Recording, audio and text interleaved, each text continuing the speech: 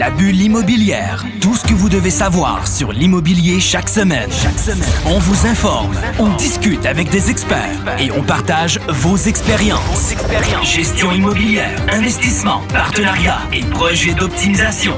La bulle immobilière. C'est plus de 13 saisons et 200 entrevues exclusives à ce jour. Maintenant, sous un angle nouveau. Avec votre animateur, Jean-François Morin. Investisseur et courtier immobilier, résidentiel, commercial et multilogement. Et votre co-animateur, Michael Faleschini. Investisseur et gestionnaire immobilier. Pour plus de contenu, pour participer à nos événements et pour consulter notre magazine en ligne, rendez-vous sur labulleimmobilière.ca. Voici la bulle immobilière.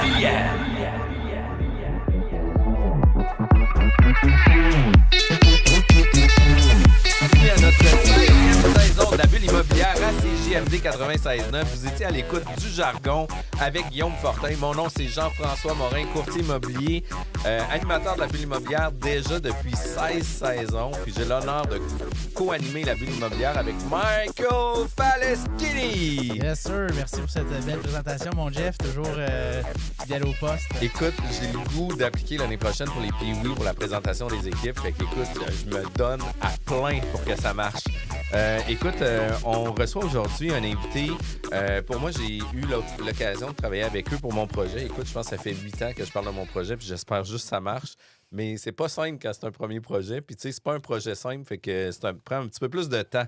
Mais aujourd'hui, on rencontre Marc-André Mercier, qui est VP associé chez Côté Mercier. Salut, comment ça va? Salut les boys, ça va super bien. Merci beaucoup pour l'invitation. Ben, merci d'être présent. Puis, tu sais, qu'est-ce que je voulais dire par rapport à ça? C'est que j'ai eu l'opportunité de travailler avec eux. Puis, tu sais, pour moi, c'était comme un début de travail. Je savais pas comment ça marchait, etc. Puis, tu sais, d'avoir des gens professionnels, des gens qui sont là pour t'accompagner, t'aider puis t'orienter sur qu'est-ce que tu devrais faire comme meilleure décision, ben j'étais crèvement content que vous fassiez partie de mon équipe. Fait qu'un gros merci, Marc-André. Ça fait plaisir. Puis, écoute, la bulle immobilière se veut où ce qu'on souhaite en apprendre un peu plus sur toi. T'es qui? T'es un gars de où? Pourquoi l'immobilier, etc. Fait que, tu sais, t'es-tu un gars de Québec? Non, je suis originaire d'un village qui s'appelle Saint-David de Falardeau, qui est situé là, dans les Monts-Valin au Saguenay, connu pour le zoo et le Gin Kilomètre 12 pour ceux qui connaissent. Je suis parti... le kilomètre 12? Gin Kilomètre 12, je dis Okay. Thierry du Fjord. C'est parfait. C'est fait, le nom est droppé. Non. En fait, je suis parti là, à l'âge de 17 ans de mon village natal pour aller habiter à Sherbrooke. Le sport m'a emmené à Lennoxville pour aller jouer au hockey. Une blessure a poussé ma carrière de hockeyeur à sa fin à ce moment-là. J'ai quand même décidé là, de continuer mes études au Collège Champlain. C'était quel, juste par curiosité, c'était quel niveau le hockey? C'était-tu, L'équipe était junior 3 à l'époque, là, maintenant rendu collégial. Mais finalement, j'ai juste jamais joué de match là, par le biais de la blessure. Étant un gardien de but, j'ai une jambe qui a décidé qu'elle était moins fonctionnelle que l'autre pendant quelques moments. Donc, j'ai arrêté. Comme tu n'es plus en carrière de hockeyeur, tu peux dire à quel endroit, c'est pas juste les membres inférieurs. Ouais, j'ai eu un problème avec un naine là, à partir du midget qui s'est empiré, là, rendu au camp d'entraînement là, junior.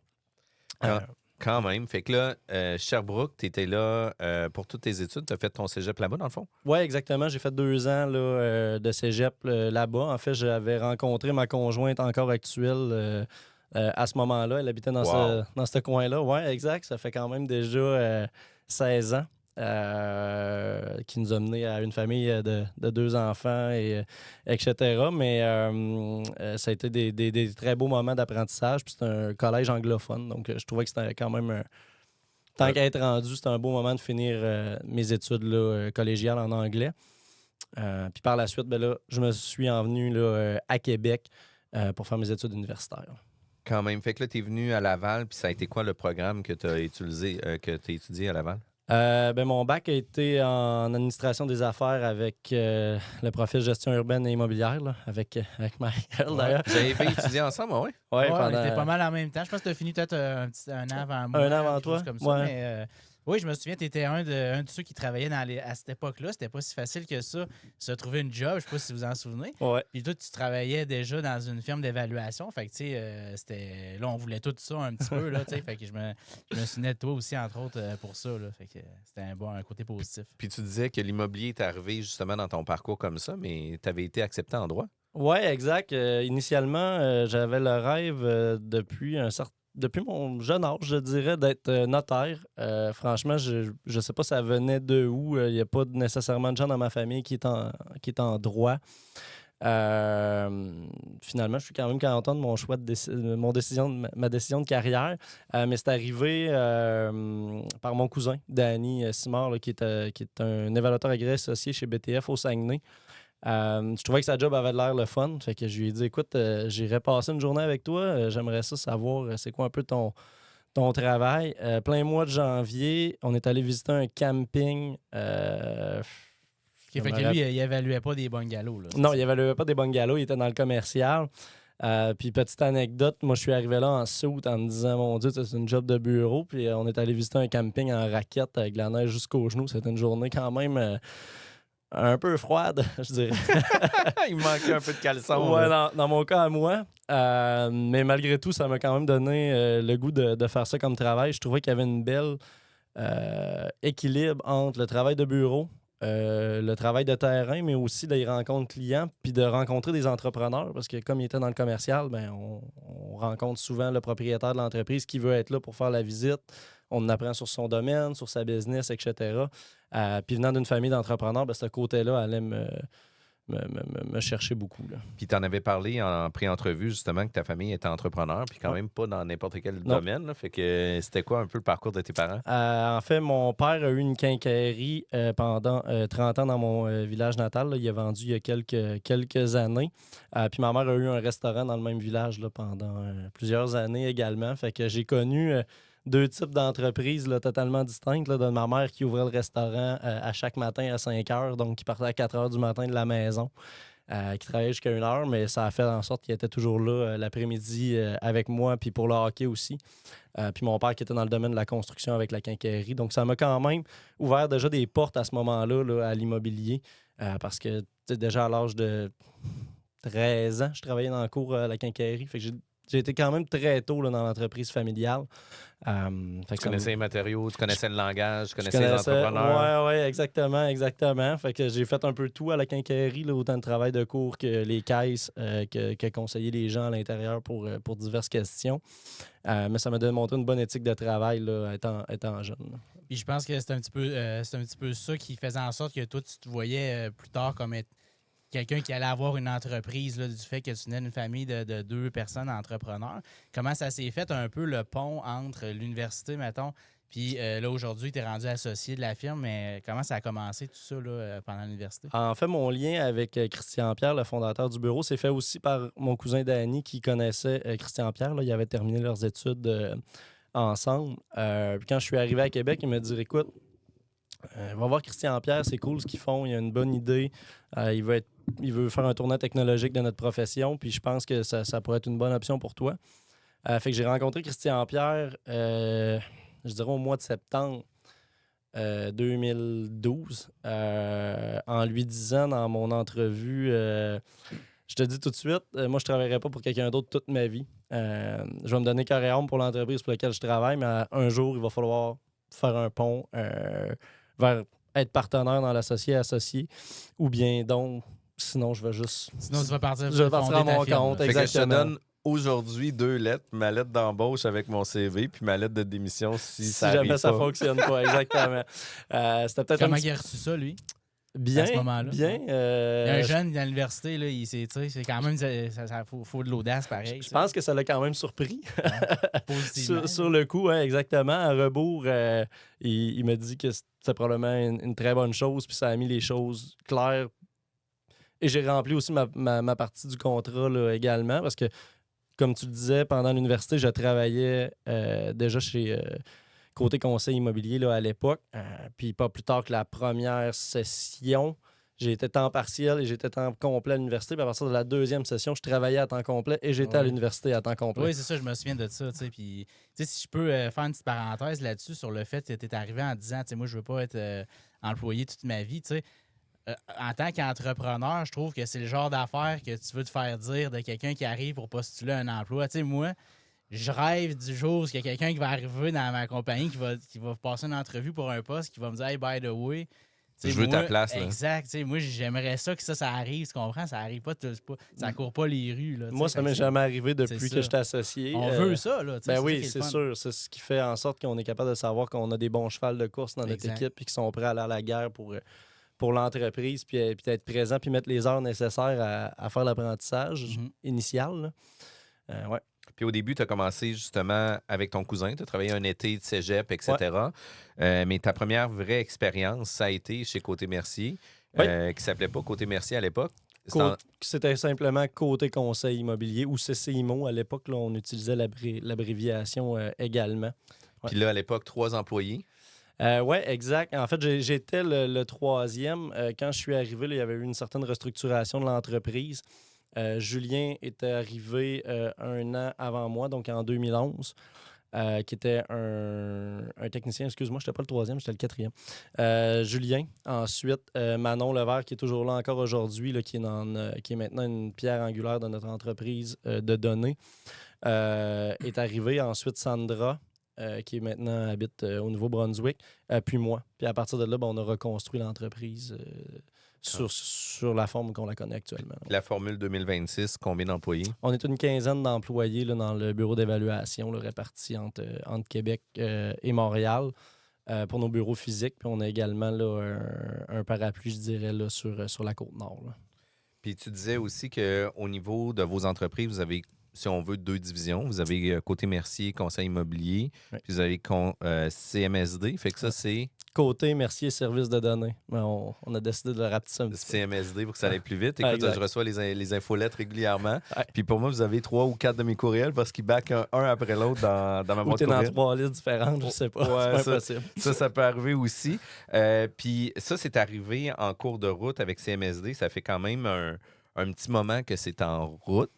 On avait rencontré justement Christian Pierre qui en avait parlé, justement, c'était comme en démarrage, etc. Puis, tu sais, j'avais discuté avec lui justement dans vos développements des affaires à parler avec différentes agences immobilières parce que ça devient aussi des services très importants pour les évaluateurs agréés parce que je pense que le but principal était d'offrir un service aux évaluateurs agréés. Ouais. Sauf que dans notre côté, nous, à titre de courtier immobilier, bien, on veut se référer aussi à de la data puis de la donnée. Fait que ça devient quand même intéressant d'avoir accès à cette information-là. Puis, tu sais, Patrice Ménard, ça a été un des gars qui nous l'a parlé régulièrement, de dire que data is king. Là. Ben, tu sais, ça s'en va beaucoup vers là. Fait que vous avez pris ce pas-là, ça fait combien d'années? Bien, en fait, les bases de l'entreprise ont toujours été sur la donnée. Dans le bureau d'évaluation, on a toujours voulu faire un peu la donnée au centre de tout. Donc, on a toujours rentré toutes les transactions à l'époque juste pour Québec.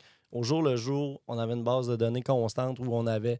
Mais c'est le nerf de la guerre en évaluation. C'est le nerf de la guerre. Fait que t'as le côté analyse de l'évaluateur, mais le gros bout de la job, c'est d'aller chercher les données, après ça, de les enquêter, les vendre, tout ça.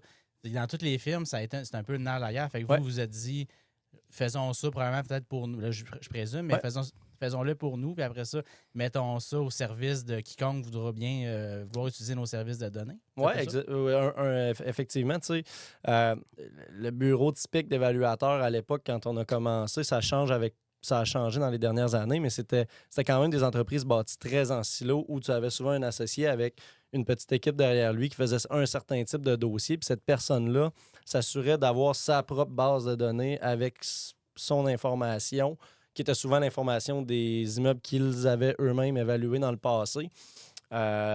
Puis d'utiliser ça. Puis tu sais, même dans certains bureaux, c'est pas nécessairement tout le monde qui avait accès à toute la donnée. Tout le monde, ça ne se partageait pas nécessairement. Donc, nous, ce qu'on a dit, c'est qu'on va faire un gros pool où il va y avoir toute la donnée pour toute la ville. Donc, on va faciliter la recherche à nos évaluateurs, ce qui va nous permettre d'aller plus rapidement puis de grossir plus rapidement le bureau. Puis également, tu sais, on disait l'information, c'est important, mais des transactions au Québec, il y en a quand même beaucoup dans une année, là, commerciale et industrielle. Donc, pour nous, ce qui est encore plus important, c'était la façon de la rechercher, la donnée, pour y avoir accès rapidement, d'être capable de dire « je veux un industriel de tel type » en temps et temps de pieds carrés. Est-ce qu'on parle exclusivement des données qui proviennent du registre foncier du Québec ou y a-t-il d'autres sources?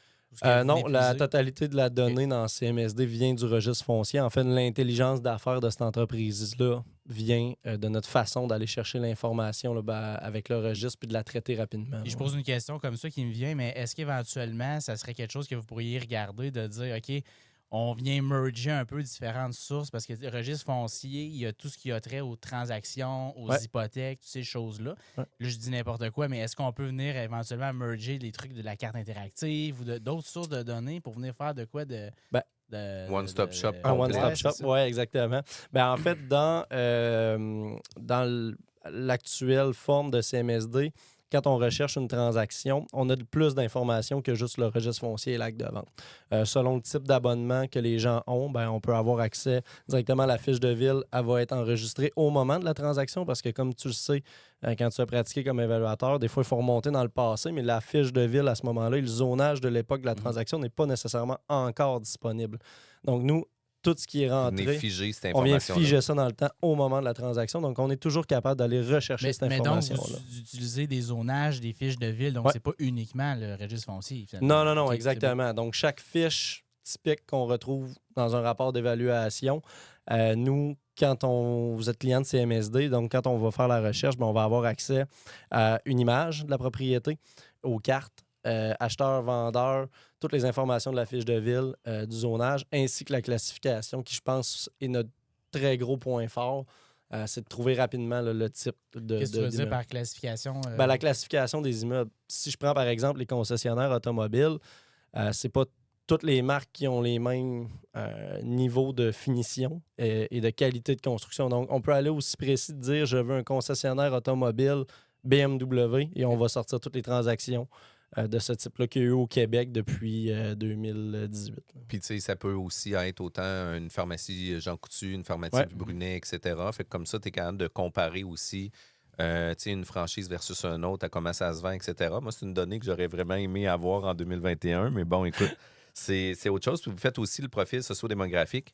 Fait que, tu sais, c'est qu'est-ce qui est disponible à pied rapidement, c'est quoi le type de clientèle? Oui, exactement. Là, dans un des abonnements, on peut aussi avoir accès justement à tout ce qui est la sociodémographie par rapport à la vente comparable. Donc, on est capable de le comparer à notre immeuble sujet en tant qu'évaluateur ou en tant qu'investisseur, simplement de se dire, par exemple, dans le cas des pharmacies que tu disais, on sait que les gens qui consomment le plus de médicaments sont souvent les gens de 65 ans et plus. Donc, d'être capable de savoir que dans le coin de cet immeuble-là, la grande majorité des personnes habitant à 1 minute à pied, 1 minute en auto ou 5 minutes à pied sont des gens de 65 ans et plus. Ça devient très intéressant pour une pharmacie d'y aller.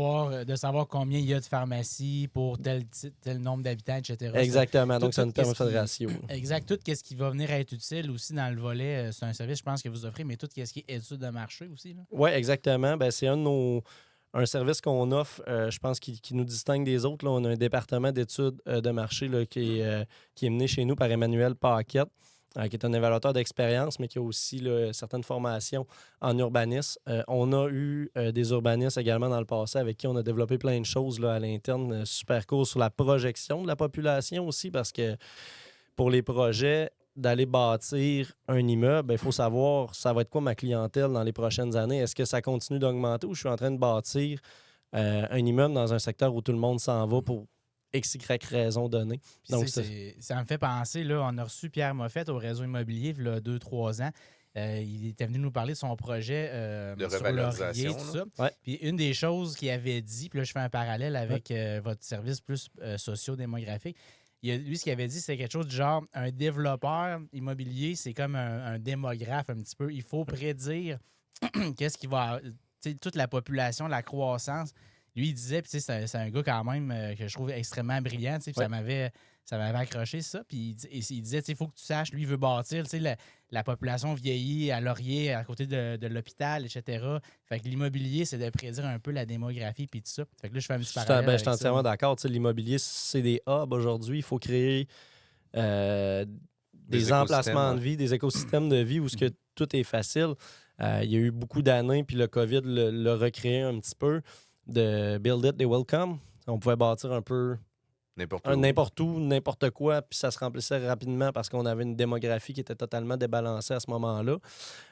Mais quand la démographie se réajuste, ben ça peut créer certaines autres problématiques dans le marché. Oui, puis tu sais, ça peut nicher aussi des types d'expertise. Puis je veux pas dire que Medway, c'est exactement ça qu'ils font, mais tu sais, ils savent très bien que dans leurs immeubles, ils vont avoir 80% de leur clientèle qui vont être du 50+, parce qu'ils donnent des services médicaux aussi à proximité, puis des services complets. Fait que tu sais, ça devient des services intégrés. Fait que tu sais, puis je veux pas de diminuer l'application, mais ça va beaucoup plus loin que juste un simple JLR ou un simple taper sur registre foncier puis regarder 45 pages de qu'est-ce qui s'est passé par rapport à ça. Oui, exact. Ça prend de l'analyse. C'est bon d'avoir des données, mais il faut savoir les faire parler, les analyser. Puis dans CMSD, un des associés qui est Philippe Bélanger, qui est un prof universitaire, en fait un docteur en économie, qui est notre associé dans CMSD, ben, c'est un peu la... On le salue, notre ancien prof à l'université. Oui, exactement. Exact. Philippe, c'est le cerveau derrière tout ça. C'est lui qui est capable de faire parler cette donnée-là. Je me souviens, même à cette époque-là, ça fait quand même une dizaine d'années, il est allé dans son bureau à l'université, puis là, il faisait des robots sur Internet qui allaient chercher des données, puis tout ça. Oui, exact. Philippe est très... En fait, il a fait son doctorat sur l'évaluation automatique là, en Suisse, donc de voir si des modèles économétriques pouvaient faire de l'évaluation là, soit de masse ou même précisément là, sur un immeuble. Finalement, ça peut-tu? Oui. C'était quoi la réponse? Oui, c'est possible. Ça prend de la bonne donnée bien classifiée. Okay. Puis après ça, tu sais, fait que là, vous allez avoir un robot qui va aller chercher des journaux de transactions. Il y a beaucoup d'automatisation qui se fait. Il y a de l'intelligence artificielle qui est impliquée aussi là-dedans. Ouais. Vous faites exclusivement du commercial. Fait que, tu sais, oui, du multirésidentiel, mais pas nécessairement une maison, duplex, triplex, etc. Là, fait que, vous êtes plus là-dedans. Généralement, plus du 12 et plus ou du 6 et plus? 12 et plus. Je dis pas qu'on fait pas de 6 à 12 là, dans l'évaluation dans le service conseil. Veut pas, on a des clients on parle data, mais dans data, c'est 12 logements et plus qu'on fond. Puis, comment ça fonctionne? Mettons, moi, j'étais intéressé. C'est-tu un portail? C'est-tu un abonnement? Y a-tu différents types d'abonnements? C'est quoi C'est un portail par abonnement qui est disponible en ligne, en fait, cmsd.imo, à laquelle on peut prendre des abonnements. Il y a des périodes d'essai aussi là, pour les gens. Normalement, les abonnements sont faits là, par entreprise. Donc, on a un type d'abonnement pour les évaluateurs agréés, pour les bureaux de courtage, pour d'autres professionnels. On a certaines institutions bancaires qui sont clientes chez nous également pour eux. Contre-vérifier des fois les rapports d'évaluation qu'ils ont. Est-ce que les meilleurs comparables ont été utilisés, etc. Donc, on peut... Il y a un forfait à rabais pour les gars de la bulle immobilière, je pense. Que c'est ça, des abonnements à vie. Des abonnements à vie.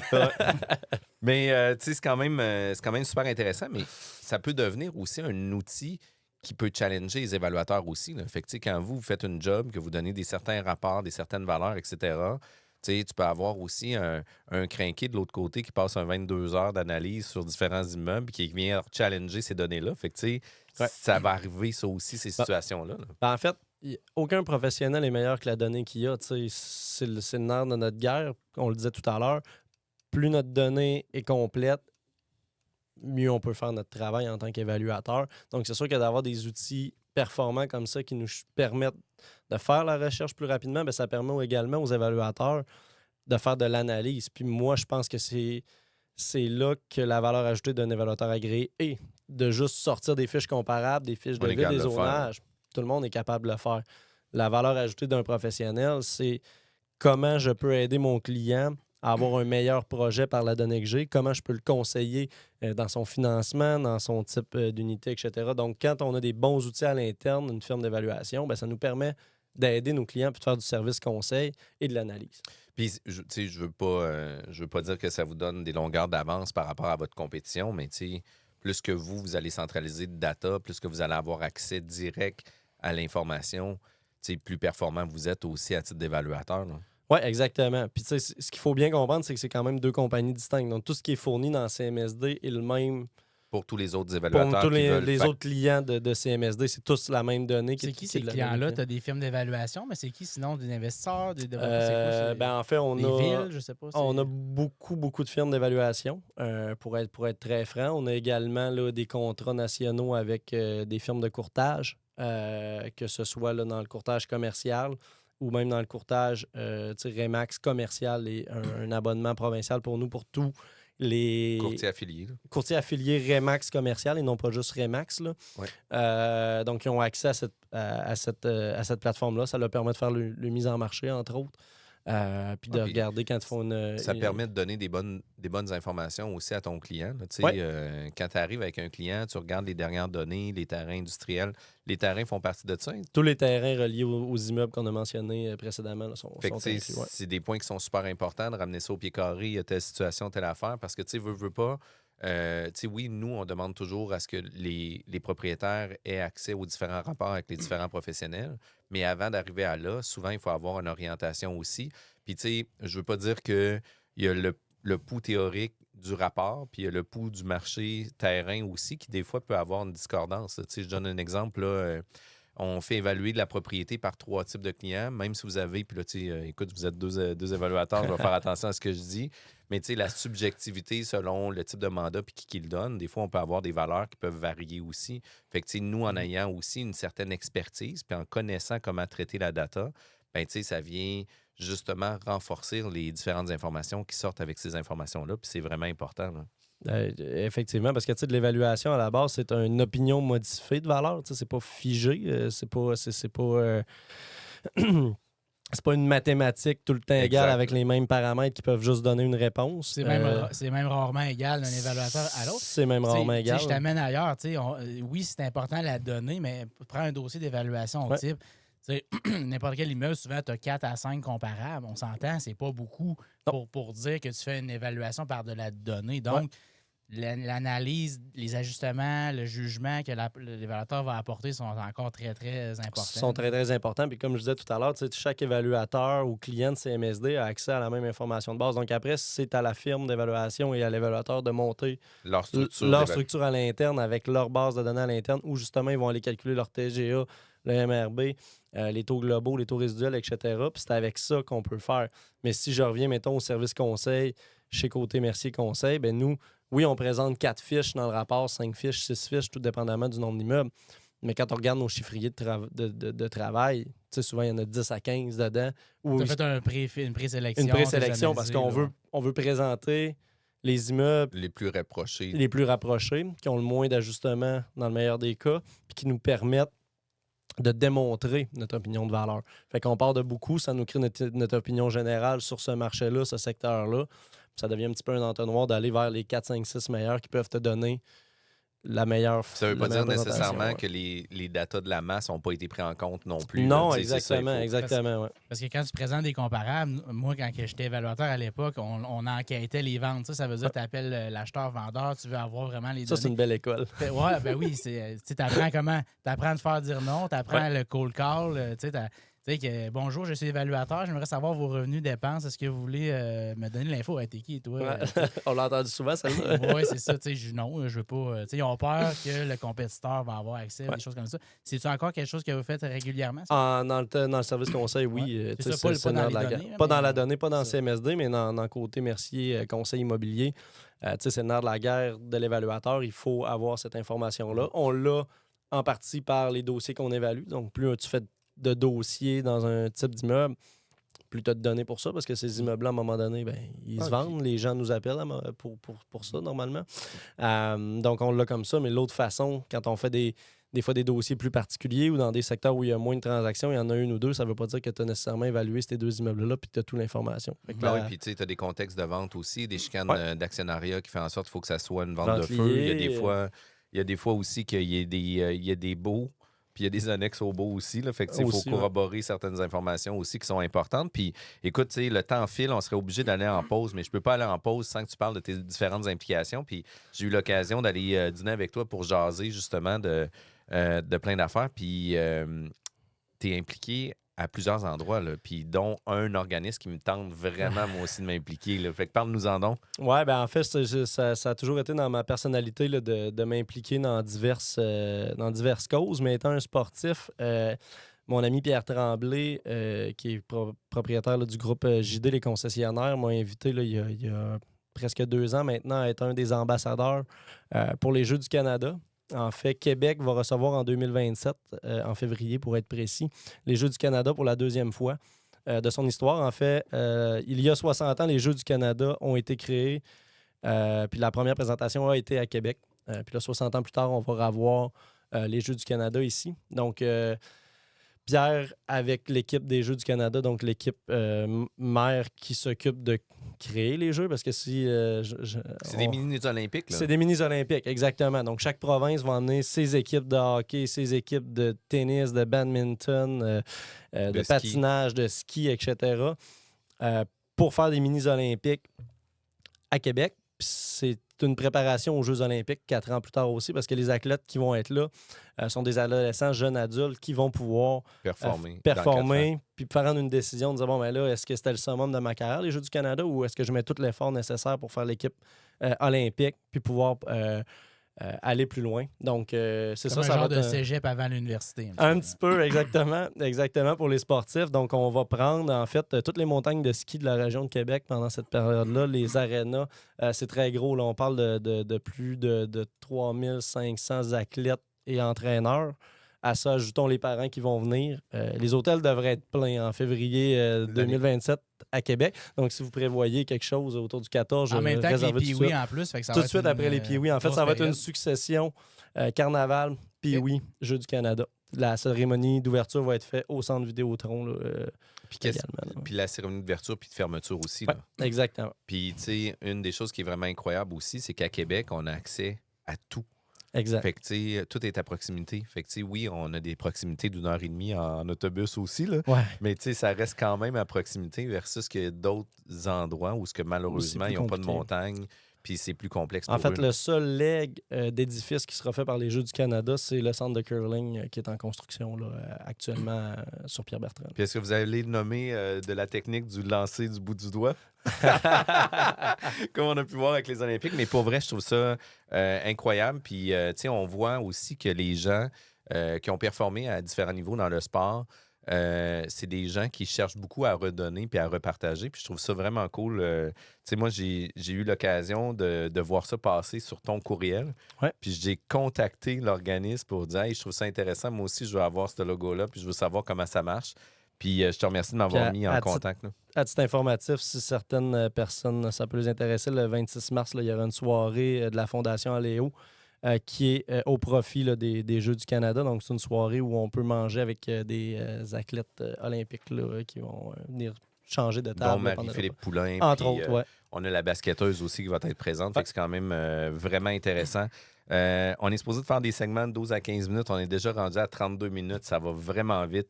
Un gros merci, Marc-André. On va revenir tout de suite après la pause. Mais juste avant la pause, vous avez des projets en électricité, que ce soit des petits, des moyens, des grands projets, des optimisations. Contactez mon ami Guillaume Lachance de MGM Électrique au 418-997-77. La Bulle immobilière au 96.9 FM. L'alternative.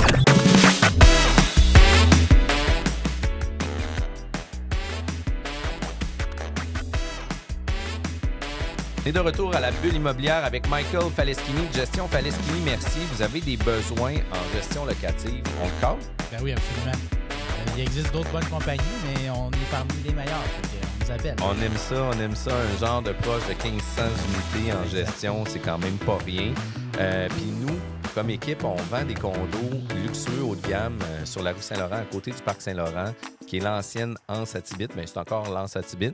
Des unités qui partent à peu près à 725 000 jusqu'à 900. La vue sur le fleuve, 7 unités seulement, un complexe complètement béton, stationnement intérieur, stationnement extérieur. Quand même un produit ultra niché de qualité. Vous avez un intérêt à voir la vue sur le fleuve, la vue sur le château. C'est la place pour les nouveaux condos. Écoute, en plein milieu du moratoire, seul emplacement qu'on peut construire des condos de gamme, ça vaut la peine d'être présent. Aujourd'hui, on est en présence de Marc-André Mercier, VP associé chez Côté Mercier. On a parlé de ton parcours, on a parlé d'un paquet d'affaires, dont les Jeux du Canada, que je trouve que c'est vraiment une super belle implication. Mais j'aimerais ça que tu nous parles beaucoup plus de l'offre de services. Tu sais, on parlait justement dans des projets de construction. Il y a le contrôle de coûts qu'on doit avoir. Puis tu disais, tu vois, nous autres, on connaît ça, on en fait, mais on préfère pas nécessairement nicher notre offre de service là-dessus. Exactement. En fait, on en fait très peu. Là. C'est quand même nouveau dans le marché, comme on mentionnait tout à l'heure. Il il y a 10-11 ans, quand on a commencé en évaluation, personne On parlait pas de ça. on parlait pas de ça, là, ou à peu près pas. Là, c'était des bons vieux avancements de travaux au pourcentage. Puis ça s'est développé vers ça, mais c'est un travail quand même très demandant, beaucoup de comptabilité, où il y a souvent beaucoup d'éducation à faire aussi. Un métier en soi. C'est un métier en soi. C'est les firmes d'évaluation qui ont ramassé toute cette demande-là, mais au final, c'est ça, c'est un métier en soi. C'est un métier en soi. Puis il y a une formation d'économiste en coût, justement, qui est très ciblée vers ça. Fait que nous, c'est une partie de marché qu'on n'a pas nécessairement là, décidé de continuer. Je dirais que on est plus au début des projets. Donc, on a une équipe, comme je mentionnais là, tout à l'heure avec Emmanuel, d'études de marché. Donc, on est vraiment dans le conseil aux investisseurs puis aux promoteurs sur leurs projets. Donc, c'est quoi ton secteur? C'est quoi les gens qui habitent dans ton secteur? Qu'est-ce qu'il y a à proximité? Est-ce qu'on est mieux d'aller vers des plus petites unités parce que c'est des étudiants, on est proche de l'université, c'est ça qui va se louer? Est-ce qu'on est mieux d'aller vers des grands appartements parce qu'on est proche, par exemple, d'une base militaire? Les gens ont des familles, ils vont être en déplacement souvent, ils veulent des chambres pour leurs enfants. Donc, dans le service d'études, on est capable d'aider les promoteurs là, sur beaucoup de points pour avancer leur projet. Donc, souvent, les clients vont rentrer en étude de marché chez nous. On va produire cette étude-là, on va les conseiller. Le projet va avancer, va se développer. Une fois qu'on est assez canné sur plan, ben là, on va rentrer pour faire la première évaluation, donc sur plan, donc la valeur marchande potentielle de l'immeuble. Une fois qu'on aura atteint toutes les projections financières là, qu'on fera avec eux. Puis bien souvent, on va venir faire aussi une évaluation à la fin, là, quand le projet va être levé et loué, absorbé, etc. Puis dans vos études de marché, est-ce que vous avez vous montrez un peu de stats sur l'absorption des projets compétiteurs, ce genre de choses-là aussi? Ben, en fait, c'est une des grosses parties de ça. Tout à l'heure, on parlait de CMSD, puis tu me demandais, est-ce que vous mettez les terrains là, dans la donnée sur CMSD? Ben oui, on met les terrains, mais nous, à l'interne aussi, on évalue chacune des absorptions de ces projets-là. Donc, chaque terrain qui se vend dans CMSD, vous pouvez avoir accès au projet annoncé par terrain. Donc, tu peux cliquer sur un terrain, ça veut dire qu'il y a un projet d'annoncé, tu peux aller le voir, puis là, tu vas voir qu'est-ce qu'il y en a.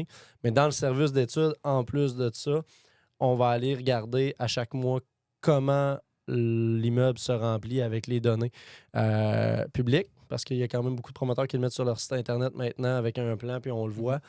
Puis également là, en communiquant avec les promoteurs pour le savoir à chaque mois. Comment d'unités ils ont loué, etc. Tu es en mesure de dire, bon, avec tel projet dans tel secteur, tu devrais avoir, mettons, un taux d'écoulement d'appartements par mois. De X par mois à partir de X mois, parce que souvent, quand il y a juste une pelle mécanique, on en loue moins. Les gens ont moins l'idée que le projet est existant. Plus la construction avance, normalement, plus ça va s'accélérer. Mais oui, on est vraiment capable d'aller conseiller les gens. Fait que ça permet d'avoir une bonne idée de où est-ce que tu t'en vas, puis ça va être quoi le poids financier du projet. Une fois fini, puis tu approches de la livraison, ben il y a 3 ans, tu savais qu'il était plein. Faut là, que tu prévois dans ta mise de fonds. Là, ça fait partie de la game. Ça fait partie de la game actuelle, comme on mentionnait quand on discutait tout à l'heure. Si c'était pas le cas il y a 3 ans. Puis les programmes de financement prennent ça en compte maintenant. Là, ils demandent d'avoir justement des garanties de location, puis ils veulent s'assurer que ça soit plein. Là, parce que là, c'est bien beau de que ça soit plein, puis qu'on atteigne les loyers qui étaient prévus initialement, parce que le programme APH Select est ton bridge de construction, mais est aussi ton financement à long terme. Puis il est prévu à partir de la valeur marchande potentielle. Donc, c'est bien le fun de dire oui, ça va valoir tant une fois qu'on aura atteint ces loyers-là et les dépenses qui ont été projetées, mais il faut les atteindre. Parce que si on ne les atteint pas, ben là, les ratios de couverture de dette ne sont plus les mêmes pour l'institution financière. Est-ce que tu le vois souvent dans ta pratique, mettons un projet, mettons dans le marché actuel, qui n'atteindrait pas, mettons, ses loyers cibles, ou il va les atteindre, mais il va avoir de la vacance plus longtemps? C'est sûr que l'absorption, quand on parle aux promoteurs actuellement, c'est là qu'on se fait poser beaucoup de questions. Ça commence à être un enjeu. Ça commence à être un enjeu. La courbe démographique a été débalancée. On a fait rentrer énormément de gens au Québec. On en avait besoin. On a fait rentrer. On s'est mis à construire parce qu'on était déjà en retard sur la construction. Puis du jour au lendemain, on a dit c'est terminé. On arrête de faire rentrer des gens ou on va faire rentrer très peu de gens. Donc là, on a lancé une courbe de développement qui s'est arrêtée. Donc, ça va être quoi l'impact de cet arrêt-là? C'est pas vrai qu'on le voit au jour 1. Ça prend quelques mois avant qu'on le voit dans les marchés, mais on commence à le sentir. Puis il y a des études qui ont sorti sur Toronto, sur Montréal, sur les condos neufs où Il y a très peu de ventes. Il y a très peu de ventes actuellement. Là. Puis tu sais, au-delà de ça, c'est qu'on on crée des précédents quand même assez importants dans ça. Là. Tu sais, on arrive pour... On construit. Le coût de construction est de plus en plus cher. Il n'y a aucun avantage outre que la SCHL qui vient un peu pallier puis aider. C'est ce qui fait, il maintient un peu sur le respirateur si artificiel. la SCHL n'avait pas été là depuis le COVID, je suis pas sûr que ça serait bâti grand-chose, là, mais... Alors, on a quand même fait passer les amortissements de, mettons, 30 à 50 ans. Là. C'est Exactement. quand même quasiment du simple au double. Oh, là, exact, puis, exact. Tu peux pas dire nécessairement que l'économie est extraordinaire quand tu es obligé d'étirer tes amortissements sur 50 ans non plus. Là. Fait que, ça vient aussi en conséquence de ça. Ils viennent réajuster le programme en cours de route. Là, ils vont y resserrer certains année. critères, etc. Chaque année environ. C'est correct aussi, sauf que d'un autre côté, le problème du coût de construction continue à augmenter aussi. Le gaz a augmenté récemment. Le contexte économique n'est pas tellement bon. Le contexte politique international n'est pas tellement bon non plus. Fait qu'il y a plein d'incertitudes. Les gens se lancent pour construire des immeubles. Mais d'un autre côté, on veut avoir une absorption. On n'a pas le choix d'avoir un prix au pied carré parce que c'est ça que ça coûte le construire. Puis là, qu'est-ce que ça fait? C'est que ça vient mettre une pression sur le marché locatif existant, là, où ce que, eux autres vont, je ne veux pas dire toujours être pleins, mais vont toujours être plus abordables que le neuf aussi. Là. Oh, oui, exactement. Puis on le voit clairement dans les projets. On en parlait encore tout à l'heure. Pendant le COVID, on voyait plus de mois gratuits, de laveuse-sécheuse inclus, d'électro, de cadeaux, quoi que ce soit. Là, on recommence à le voir. Donc, ça veut clairement dire que l'absorption est moins rapide As-tu qu'elle remarqué l'était. le mot pénurie de logement? On ne l'entend plus. Là. De moins en moins. C'est moi la mode. Définitivement. Fait que votre offre de service, pareil comme CMSD, beaucoup plus spécialisée dans le commercial, multilogement, industriel, terrain, développement, des immeubles mixtes aussi. Ouais. Puis, vous avez aussi une branche de financement hypothécaire parce que vous êtes directement lié entre l'institution financière qui veut s'accoter sur un professionnel puis un rapport d'évaluation, mais vous êtes aussi l'intermédiaire ou l'intervenant principal du promoteur qui lui dit « Écoute, j'ai un coût de projet, puis c'est ton évaluation qui va me dire qu'est-ce que je peux avoir comme financement aussi. » En fait, une grosse partie de notre travail chez nous, là, une proportion de notre chiffre d'affaires est dans la valeur marchande pour du financement hypothécaire, que ce soit pour des immeubles construits ou à construire. Je dirais que la majorité des rapports d'évaluation qu'on fait sont là-dedans. On fait pas beaucoup de litiges, on fait pas beaucoup d'autocotisation. C'est vraiment spécialisé vers le financement hypothécaire par choix, par désir de travailler là-dedans. C'est quelque chose que moi, j'ai travaillé beaucoup dans le développement. Mon cercle d'affaires est beaucoup dans les banquiers. Donc, veux pas, il y a une relation qui se fait directement vers ça. Puis quand il y a un financement hypothécaire, normalement, il y a une transaction. Parce que quand les gens se financent parce qu'ils viennent d'acheter une nouvelle propriété ou ils veulent l'agrandir ou refinancer dans certains cas. Donc, il y a beaucoup de notre travail là, chez nous qui est vers le financement. Puis vous avez une branche d'hôtellerie aussi. Oui, exactement. Là, on a Valérie chez nous qui est spécialisée en hôtellerie, donc qui est une fille qui adore voyager, donc qui a une grande passion pour ça, être allée à plein de places, voir aussi qu'est-ce qui se faisait comme hôtellerie diverses là, ailleurs dans le monde. Donc, c'est un marché en soi là, très intéressant. Puis c'est important d'avoir quelqu'un qui est spécialisé là-dedans là, parce que c'est pas juste... Ça s'évalue pas comme une propriété commerciale. Ça s'évalue typique, plus comme d'évaluation d'entreprise. C'est plus près de l'évaluation d'entreprise. Puis ça, puis les résidences de personnes âgées, lesquelles sont faites par Emmanuel chez nous, tu sais, c'est les seuls immeubles où l'entreprise est directement reliée à la bâtisse. L'entreprise ne peut pas exister sans l'entreprise et vice-versa. Tu as beaucoup plus d'analyse financière et d'état financier là, dans ce type de dossier-là. Là. J'ai une petite question pour toi. On parlait qu'il y a beaucoup de construction. On commence à avoir les mots gratuits, ces choses-là. Puis là, en plus de tout ça, tous les projets qui sont sur la table à dessin, que les permis sont acceptés, ne sont même pas encore commencés ou même pas encore livrés. Donc, on peut poser l'hypothèse qu'il va y avoir beaucoup d'unités là, dans les 2 prochaines années, voire les 3 prochaines années. Dans un contexte comme ça, où justement on pose l'hypothèse qu'il va y avoir peut-être de la vacance, des mots gratuits, tout ça, ça va être quoi l'effet sur le marché de l'usager selon toi? En fait, le marché de la vente ou de la location des immeubles usagés? Les deux, dans le sens où je pense que c'est interrelié, là, dans le sens que, est-ce que on va voir une mouvance de l'usager vers le neuf parce que le neuf va, entre guillemets, trop se baisser les culottes, donc va donner trop de loyers gratuits, tout ça. Fait que là, l'usager va-tu migrer vers le neuf, ce qui va libérer de l'usager? Ou au contraire, l'usager va être comme protégé, entre guillemets, de l'inoccupation qui va augmenter? Ben, c'est sûr que dans l'usager, le prix va toujours rester moins cher. Tout à l'heure, tu disais, on entend moins le mot de pénurie.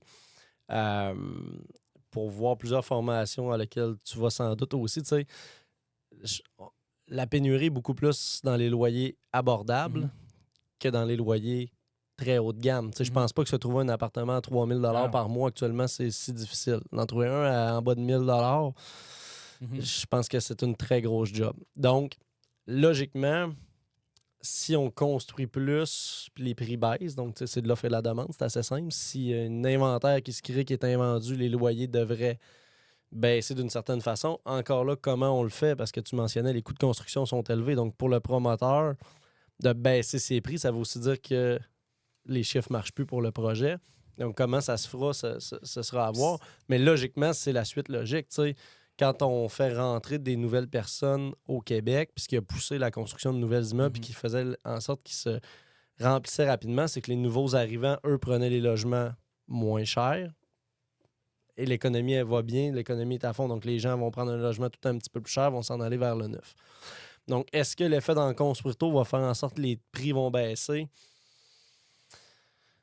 La logique de l'offre et la demande voudrait dire que ça va au moins stagner. Mais j'ai de la misère à croire que ça va descendre drastiquement, à moins qu'il y ait une crise vraiment grande, parce que pour le promoteur, ça devient très désavantageux de baisser ces prix-là.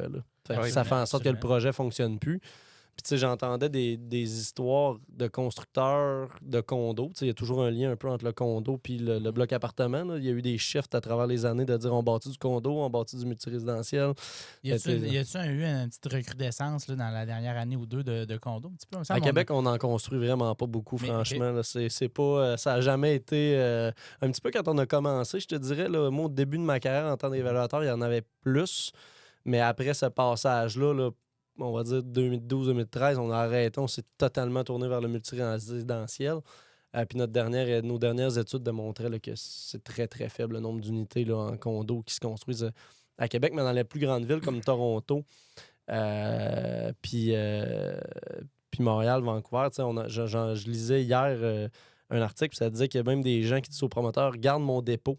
Je ne prendrai pas l'unité, là, mais garde le dépôt, je vais perdre moins que si je prends l'unité. Fait que, puis on verra plus tard, si ça relève. Là, je pense que ce qui est en vogue, peut-être, là je parle pour Québec, c'est peut-être des projets de condos, mais plus destinés à des investisseurs qui vont faire du court terme là-dedans ou juste simplement acheter un condo pour le louer. Là. Je pense que c'est un plus ça qui pogne, si je me trompe pas. Ben, quand le zonage le permet, puis effectivement, mettons, dans le coin de Charest, il y a eu quand même beaucoup de projets de ce type-là.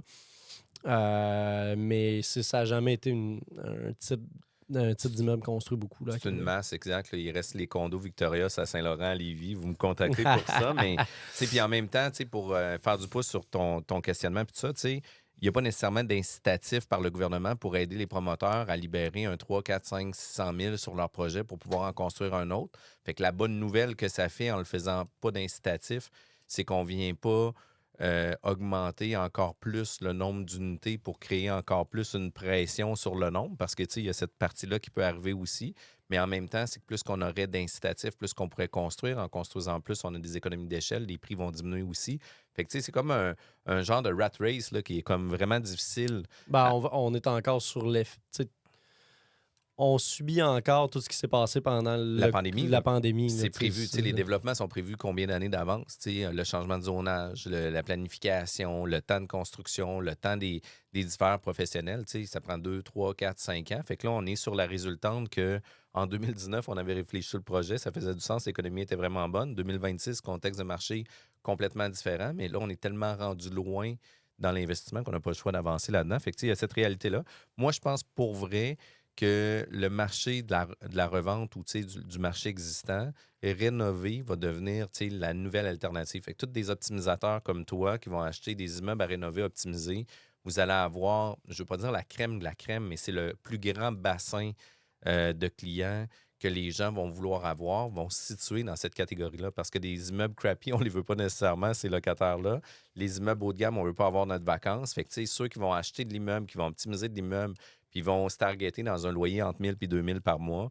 C'est eux qui, selon moi, vont sortir du marché dans les prochaines années. En tout cas, c'est my two cents par rapport à ça. Là. Puis, tu sais, on parlait des projets, mais je pense que d'avoir des hubs, tantôt, des beaux projets bien intégrés, bien réfléchis, vont permettre à ces promoteurs-là de louer quand même leurs appartements. Ils seront peut-être pas à 100% au jour 1, mais ils vont l'atteindre dans un laps de temps probablement correct parce que le projet est intéressant. C'est juste, je pense pas qu'on peut juste construire n'importe où dans les prochaines années puis se dire que tout va fonctionner comme par magie. D'où les promoteurs se réinventent aussi. Là, ils offrent de plus en plus de services dans leurs immeubles. Fait que c'est plus un 6 logements avec 2 escaliers communs puis d'attitude. Ils commencent à intégrer de plus en plus de services, etc. pour justement créer une certaine communauté, d'offrir des services concurrentiels avec la compétition puis d'offrir ces services-là. Puis, une des choses qui peut contraindre ça, ça peut être le mode d'habitation. À Toronto, on n'a pas le choix d'habiter 2 familles dans un 3,5 parce que c'est trop cher. Fait que, une famille dans le salon, une famille dans la chambre, puis, on se partage salon, cuisine, salle de bain pour 2 familles, puis on vit ces situations-là. Par contre, je ne veux pas dire que l'immigration est beaucoup plus grande à Toronto qu'à Québec, mais il y a beaucoup plus de monde. Ils peuvent se permettre de faire ça. Puis, combien de personnes en Europe qui habitent 2 puis 3 dans des appartements? Combien de personnes qui habitent 2 puis 3 avec des colocs, des gens de 35, 45 ans à Montréal qui n'ont pas le choix d'avoir des colocs parce que les loyers sont trop chers? Bien, selon moi, ça va s'en venir vers Québec aussi. Là, mais on est toujours un peu plus tard dans tout ça. Il nous reste 5-6 minutes. Ça va vraiment très vite. Le marché de Québec au niveau de l'évaluation immobilière at large, que ce soit le contrôle de coûts, l'évaluation de projets, financement, etc. Puis j'aimais quand même ça parce que t'es 2 pieds là-dedans. Ouais. Puis tu dis, on a un marché qui est vraiment bien desservi à Québec, puis c'est le fun aussi. Là. Oui, Québec, pour les évaluateurs, pour être dans plusieurs régions du Québec, il y a une belle qualité de travail qui se fait. Il y a des beaux bureaux. La compétition est saine. Puis il ne se fait pas de rapport...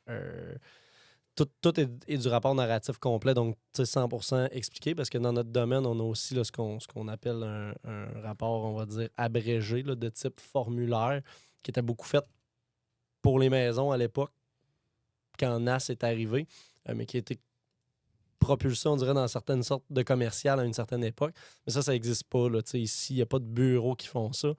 Fait que ça démontre qu'on a... La profession a le goût d'aller vers l'avant et d'avoir une bonne pratique. Puis est-ce que tu sens dans ton industrie, là, c'est-à-dire celle-là de l'évaluation immobilière, que les autres firmes sont un petit peu pas à la course à la donnée, mais tu sais que c'est vraiment, tu sens que c'est un enjeu qui veulent un peu se set-upper à l'interne, là, si tu me permets l'expression, pour justement là, aller, je sais pas, être plus équipé là, en termes de collecte de données puis tout ça. Ben, en fait, je sais pas exactement ce qui se passe dans les autres bureaux, mais oui, j'ai ce sentiment-là. Puis comme dans n'importe quelle profession, on est dans un tournant technologique qui est très, très grand avec l'intelligence artificielle, comme on le disait tout à l'heure. Il y a plein de choses qui sont faites dans plein de métiers qui vont être faites par des machines d'ici, pas 25 ans, mais d'après moi, 5 ans. Donc, on n'a pas le choix d'avoir ces réflexions-là, puis d'aller vers l'amélioration des technologies pour intégrer ça dans notre travail, puis faire en sorte que les professionnels deviennent, comme je le disais tout à l'heure, à valeur ajoutée. Donc, qu'on ne soit pas juste des choses qui peuvent être faites par une machine, mais qu'on soit dans le conseil et que l'expérience vienne compléter là, notre travail. Là. Pour vrai, moi, j'aime ça, ces entrevues-là, où on a l'occasion de pouvoir dire, c'est sûr, je te réinvite, il me manquait 1 heure à l'émission. C'est du contenu de qualité incroyable. Si jamais nos auditeurs voudraient en apprendre plus, communiquer avec toi, contracter vos services aussi, oui. De quelle façon ils peuvent communiquer avec vous, autant sur l'évaluation que, j'allais dire, CMSD, c'est ça? Oui, exactement. Ouais. Pour la donnée. Ben, en fait, pour la donnée, cmsd.imo, c'est le site web, tout passe par là. Si on veut faire une demande de présentation, quoi que ce soit, c'est très facile, là, ça se fait très, très bien. Sinon, pour ce qui est du service conseil, ben, vous pouvez nous téléphoner au 418-948-4123. C'est encore un humain qui répond? Ça finit par tomber sur un humain. Non, sans blague, oui, ça tombe sur un humain assez rapidement. Moi, j'ai une phobie des téléphones qui ne répondent pas. Donc, quand ça sonne plus qu'un nombre de coups au bureau, ça tombe sur mon téléphone. Je sais pas si je devrais dire ça, là, mais... Vous voulez parler au propriétaire exact. au VP associé, faites sonner longtemps. Ouais, exactement. J'ai un peu une petite phobie, une petite phobie de ça, mais ou sinon, là, par courriel à info@cotemercier.ca. On reçoit tous les courriels, puis on peut rentrer en communication avec les gens à partir de là. Pour vrai, un gros merci. Super émission. Pour vrai, pour avoir eu l'occasion d'aller luncher avec toi, parler d'immobilier avec toi, mais aussi de faire affaire avec votre business. Super intéressant, puis je le recommande à tout le monde. Je vous souhaite tout le monde de passer un bon samedi, puis bon samedi, Mike. Merci.